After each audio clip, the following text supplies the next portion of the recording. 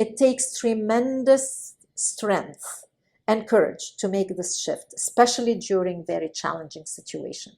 If you are dealing with a crisis at work, or a betrayal by someone you trusted, or an unexpected legal or financial crisis, it is natural to ask yourself, why me?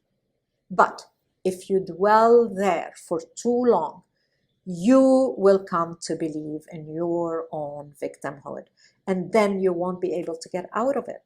Unable to let others in, no possibility to grow, self-pity. You're here in your own world of self-pity. You will seek sympathy and revisit the stories until you die. And you will bond with those who have the same one like you, which means that you will surround yourself with victimhood friends. And here we go. No chance, no chance.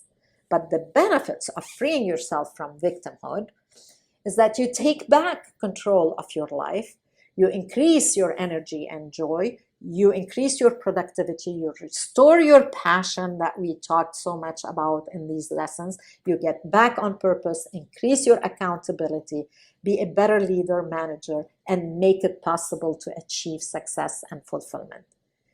And instead of the old recorded tape that you had at the 𝗕𝗢𝗙𝗓 High School, or at a previous job, or when you were bankrupt, you have a new record, a new pathway, a new thought that you will adhere to.